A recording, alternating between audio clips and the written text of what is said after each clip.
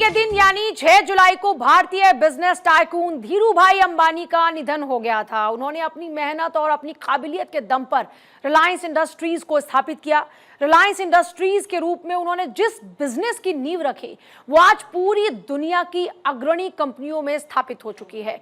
धीरूभाई अंबानी ने gas station के एक अटेंडेंट से लेकर रिलायंस इंडस्ट्रीज तक का सफर अपनी कर्मठता, ईमानदारी और विजन के दम पर हासिल किया।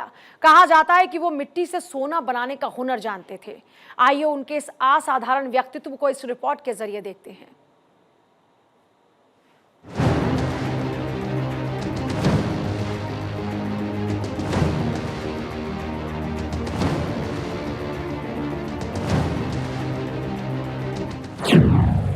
धीरूभाई की अद्भुत असाधारण कहानी।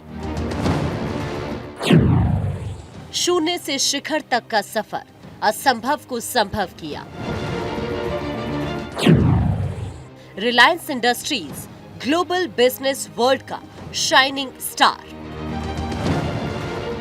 6 जुलाई 2002 ये वो तारीख थी जिस दिन इस दुनिया को एक ऐसी शख्सियत ने अलविदा कहा जिसने अपने दम पर उद्योग जगत में क्रांति पैदा की, अपनी मेहनत से ऐसा मुकाम हासिल किया जो आने वाली पीढ़ियों को प्रेरणा देता रहेगा। भारत के उद्योग जगत का परचम विश्व में लहराया। हम बात कर रहे हैं धीरज लाल हीरालाल अंबानी की, जिन्होंने देश और दुनिया की दिग्गज कंपनियों में शामिल रिलायंस इंडस्ट्रीज की नींव रखी। धीरूभाई अंबानी ने शून्य से शिखर तक का सफर तय किया। अपने दम पर उन्होंने रिलायंस की नींव रखी और उसे देश की बड़ी कंपनियों में शामिल कर दिया। रिलायंस इंडस्ट्री ने न सिर्फ भारत को आर्थिक महाशक्ति बनाने में योगदान दिया, बल्कि देश के करोड़ों लोगों को रोजगार के अवसर भी दिए। धीरूभाई ना तो वो किसी कारोबारी घराने से आते थे, ना ही उनके पास पैसे थे। उनका बचपन अभावों में जरूर बीता, लेकिन उन्होंने अपनी मेहनत के दम पर अरबों का कारोबार खड़ा किया। महज 500 रुपए और 3 कुर्सी वाले एक दफ्तर से उन्होंने देश की सबसे बड़ी कंपनी रिलायंस की नींव रखी।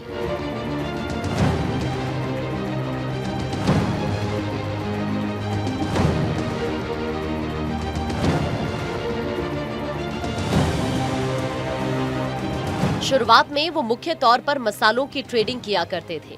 उन्होंने अपने चचेरे भाई चंपक लाल दिमानी की मदद से कारोबार की शुरुआत की। उनकी कंपनी का नाम था Reliance commerce corporation.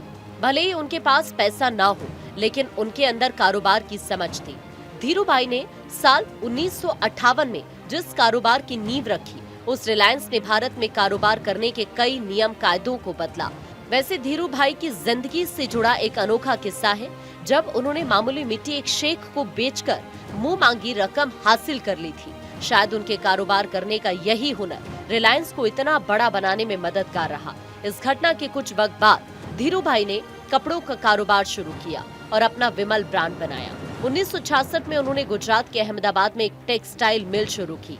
Reliance commerce corporation Reliance textile बन गई। धीरूभाई अंबानी पेट्रोकेमिकल के बिजनेस में उतरे। 1977 में रिलायंस इंडस्ट्रीज को मौजूदा नाम मिला। 1977 में रिलायंस इंडस्ट्रीज ने देश का पहला आईपीओ लॉन्च किया। इस घटना ने देश में शेयर बाजार का विस्तार किया। इसी के साथ रिलायंस इंडस्ट्रीज ने आज के मुकाम को हासिल करने का सफर शुरू किया। धीरूभाई अंबानी रिस्क लेने के माहिर थे। मजबूत व्यक्तित्व वाले धीरूभाई अंबानी पैसे से पैसा बनाने लगे। शेयर बाजार की उन्हें अच्छी समझ थी। रिलायंस पहली ऐसी कंपनी थी जिसकी एनुअल मीटिंग के लिए स्टेडियम बुक करवाना पड़ा। धीरूभाई के भरोसे के दम पर कंपनी लगातार बढ़ती चली गई, कामयाबी की नई इबारत लिखती चली गई। धीरूभाई अंबानी की एक खास बात थी कि 14 से 15 घंटे काम करने के बाद भी वो अपने परिवार के लिए वक्त निकाल लेते थे। परिवार के साथ अच्छा वक्त बिताते थे। बच्चों की बेहतर परवरिश के लिए कोई कोर कसर नहीं छोड़ते थे। आज धीरूभाई अंबानी की इसी बगिया के फूल दुनिया भर में अपनी महक बिखेर रहे हैं। धीरज लाल हीरालाल अंबानी को साल दर साल सम्मानित किया गया। उनको मिले पुरस्कार की फहरिस्त बहुत लंबी है।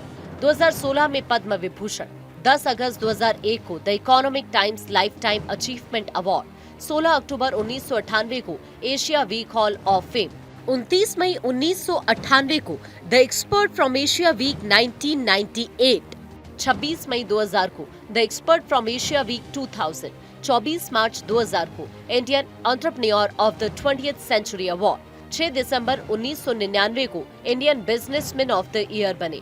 8 जनवरी 2000 को उन्हें the Times of India creator of the wealth of the century award मिला। 15 जून 1998 को Wharton D medal for Dhirubhai Ambani award, 8 नवंबर 2000 को man of the century award, 29 जून 1998 को Business Week star of the Asia award. Dhirubhai Ambani एक self made इंसान थे, उनकी कमी कोई नहीं भर सकता, लेकिन उनके जाने के बाद उनका पूरा काम उनके बेटे मुकेश अंबानी बखूबी आगे बढ़ा रहे हैं और रिलायंस की जियो इस वक्त सबसे तेज रफ्तार से बढ़ने वाली कंपनी है। धीरू भाई अंबानी की तरह ही मुकेश अंबानी की दूरदर्शी सोच और विजनरी लीडरशिप से आज रिलायंस इंडस्ट्री देश ही नहीं दुनिया की अग्रणी कंपनियों में शुमार हो चुकी है। उधर धीरू भाई की बड़ी बहू और मुकेश अंबानी की पत्नी नीता अंबानी ने भारत का पहला नीता मुकेश अंबानी कल्चर सेंटर बनाया है। रिलायंस फाउंडेशन की चेयरपर्सन नीता अंबानी को हाल ही में American association of physicians of Indian origin ने AAPI ह्यूमैनिटेरियन अवार्ड से नवाजा। नीता अंबानी को ये award health care, education, sports, culture और कम्युनिटी डेवलपमेंट में उनके शानदार योगदान और सेवा करने के अटूट संकल्प के लिए दिया गया। यह अवार्ड अमेरिका के सबसे महत्वपूर्ण सम्मान में से एक है, जो मानवता की बेहतरीन सेवा करने वालों को प्रदान किया जाता है। इतना ही नहीं, रिलायंस इंडस्ट्रीज के AGM में रिलायंस फाउंडेशन की चेयरपर्सन नीता अंबानी ने मुंबई में एक नए ग्रीन पब्लिक स्पेस की घोषणा की है। इस नए प्रोजेक्ट का नाम कोस्टल रोड गार्डन्स है। 130 एकड़ में फैली 60,000 पेड़ों से भरी walking trail, play area, sports facilities से लैस एक जगह जो मुंबई के लोगों के लिए होगी।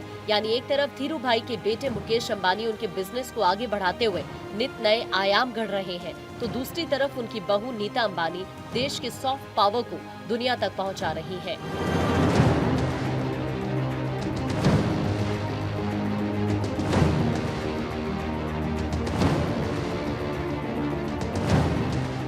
धीरू भाई के संस्कार आज भी इस परिवार को सिंचित कर रहे हैं। उनके बेटे मुकेश अंबानी के बच्चे उसी परंपरा को आगे बढ़ा रहे हैं।